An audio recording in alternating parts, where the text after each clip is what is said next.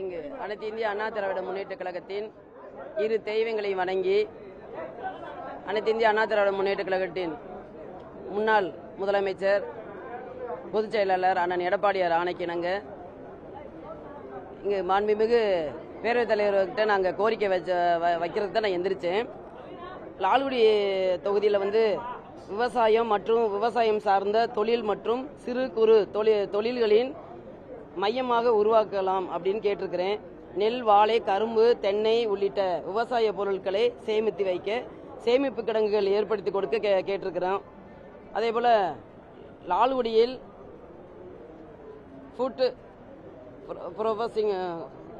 Processing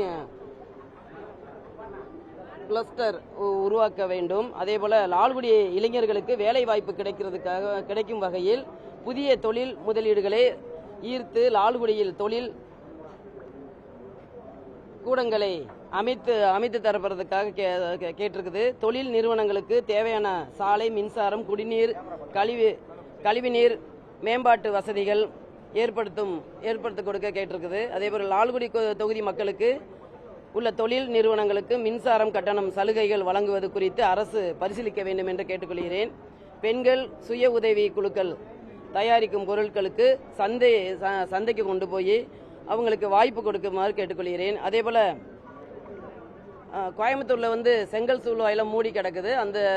அதையும் open பண்ணி நம்ம இளைஞர்கள்லாம் வேலை வாய்ப்பு இல்லாமல் இருக்கிறாங்க. அவங்களாம் வெளிநாட்டுக்கும் வெளி மாநிலத்துக்கும் போயிட்டு இருக்கிறாங்க. அவங்கெல்லாம் நம்மளை வேலை வாய்ப்பு கொடுக்குற மாதிரி தொழில்கள் தொடங்குறதுக்கு கேட்டிருக்கிறோம். தமிழ்நாட்டில் நம்ம லால்குடி தொகுதியிலையும் தொடங்குறதுக்கு கேட்டிருக்கிறேன். அதே போல் இன்று முன்னாள் அமைச்சர் தங்கம் தென்னரசு அண்ணன் திடீர்னு அமைச்சர் பேசிட்டு இருக்கும்போது குறுக்கே லாட்டரியை பற்றி பேசினாங்க.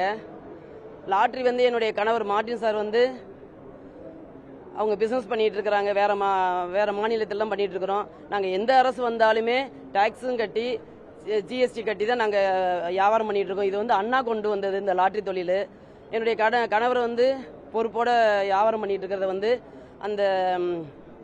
அதை அவங்க ஒரு வேற மாதிரி அவங்க கொண்டு வராங்க. லாட்டரி தொழிலே ஒரு அரசு கொண்டு வர தொழிலை எந்த அரசு வந்தாலும் நாங்கள் அதை இது பண்ணுவோம். அதை கொச்சைப்படுத்தும் அளவுக்கு அவங்க லாட்டரியை பற்றி அரசியல் கொண்டு அதை பேசிட்டு இருக்கிறாங்க. அதை அது அந்த மாதிரி பேசக்கூடாது. எந்த அமைச்சர் என்ன பதிலுக்கு கேள்வி கேட்குறாங்க அந்த பதில் கரெக்டாக அந்த அமைச்சருக்கு தான் கொடுக்கணும். நிதி அமைச்சர் கேட்டதுக்கு லாட்ரி அப்படின்னு சொல்லிட்டு எங்கள் கணவரை இருக்கிறாங்க. என்னுடைய சன்னுலாம் லாட்டரியிலேருந்து வெளியில் வந்துட்டாங்க. இருந்தாலும் தேவையில்லாத இதை பேச வேண்டாம் கூறிக்கொள்கிறேன். நன்றி, வணக்கம்.